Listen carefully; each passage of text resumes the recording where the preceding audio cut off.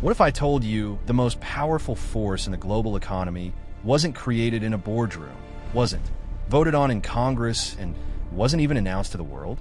What if the reason the US dollar became the world's currency wasn't just because America was strong, but because of a secret deal made in the shadows of a geopolitical crisis? Most people assume the dollar dominates because the US won World War II. Others believe it's because America has the largest military or the biggest economy. But that's only half the story. The real turning point came years later, after a financial shock, a collapsing gold system, and a quiet agreement between Washington and a desert kingdom sitting on oceans of oil. And once you understand that deal, you start to see why today's financial tensions feel eerily familiar. Let's go back to where this really began. Welcome to its financial history too.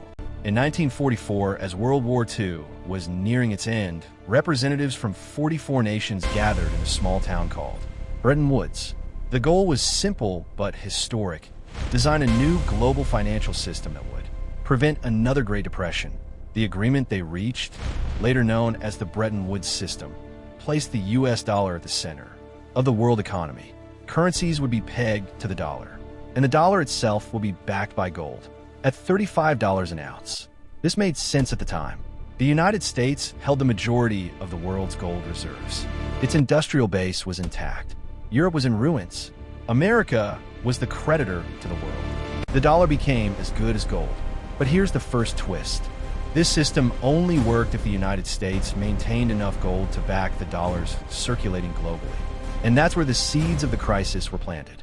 As global trade expanded in the 1950s and 60s, more dollars flowed overseas. Countries needed dollars to rebuild, to trade, and to grow. The U.S. willingly supplied them, running trade deficits and exporting its currency around the world. At first, this seemed like leadership, but by the late 1960s, a problem emerged. There were more dollars in foreign hands than the United States had gold to back them. France, under President Charles de Gaulle, began openly questioning the system. Why should other nations hold paper dollars if they could demand gold instead? And some did. Gold reserves in the U.S. began to drain. Then came the breaking point. On August 15, 1971, President Richard Nixon went on national television and made an announcement that would permanently change the global financial order. He suspended the dollar's convertibility into gold. Just like that, the Bretton Woods system collapsed. The dollar was no longer backed by gold.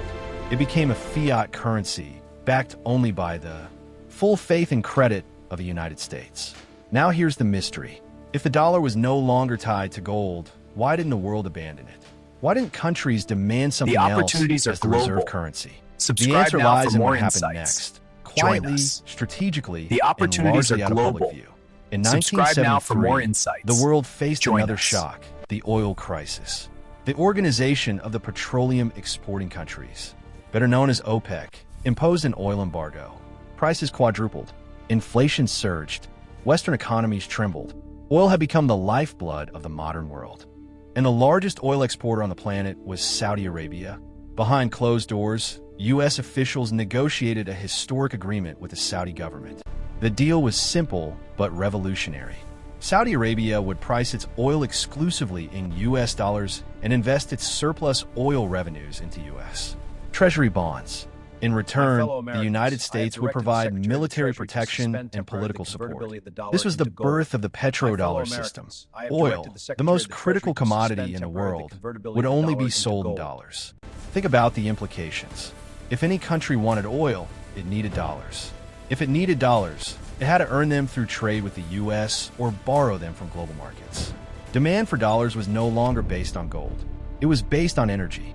And because every industrial economy depends on energy, global demand for dollars became structural, embedded into the foundation of the world economy.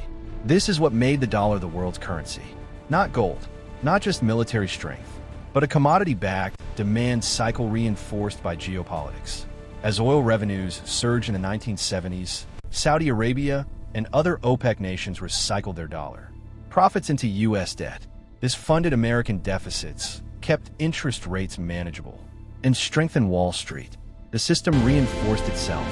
More global trade required more oil. More oil required more dollars. More dollars flowed back into U.S. financial markets. By the 1980s and 90s, the dollar's dominance Thanks for watching. seemed If you enjoyed this, unshakable. please like and subscribe. It was the And hit currency the of notification trade bell debt, to get our exclusive commodities, financial and insights. central Thanks for bank watching. reserves. If you enjoyed this, But please here's like the and second subscribe twist. and hit the The very notification bell to system get that our created exclusive demand for financial dollars insights. also From the encouraged luster of America gold to the power to of oil run and the persistent dawn of the trade digital deficits. age, the pattern The of U.S. could progress import repeats. goods, pay with From its the own luster of gold to currency, the power and of finance oil and the deficits dawn by of the issuing digital debt age, that the pattern world of progress eagerly repeats. bought. This created long-term imbalances. Debt levels rose, manufacturing hollowed out. Financial markets expanded faster than the real economy. And yet, the system held because oil remained dollar-denominated. But cracks began appearing. In the 2000s, after the invasion of Iraq, debates resurfaced about oil pricing.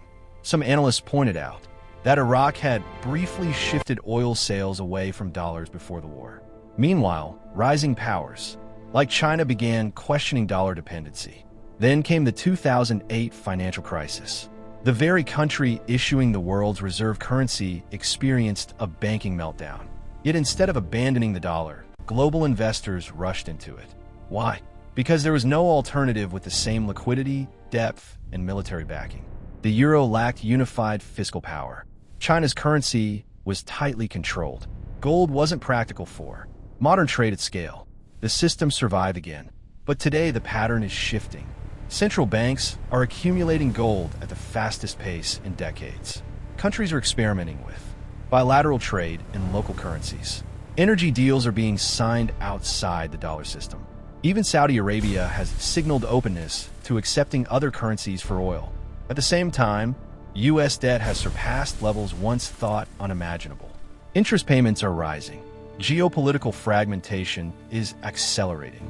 The petrodollar system isn't collapsing overnight, but its monopoly is slowly being challenged. And here's the repeating pattern. A monetary system begins with trust. It expands through necessity. It survives through power. And it weakens when alternatives emerge. The dollar's rise wasn't accidental. It was engineered through crisis and strategic alignment. Its future will likely depend on the same forces. Now, what does this mean for you? First takeaway, reserve currency status is not permanent. History shows us that dominant currencies, from the British pound to the Spanish silver dollar, eventually lose their position. Second takeaway, commodity flows shape monetary power. When a currency becomes embedded in essential resources like oil, it gains structural demand that outlives political cycles. Third takeaway, financial systems change gradually, then suddenly. The Bretton Woods collapse happened in a single speech, but the pressures built for years. So here's the open question. If energy markets diversify, digital currencies expand, and geopolitical alliances shift, what anchors? The dollar next? Will it adapt through new agreements and technologies? Or will another quiet deal somewhere in the world begin rewriting the rules again? The story of the dollar isn't just about money. It's about power, trust, and strategic leverage.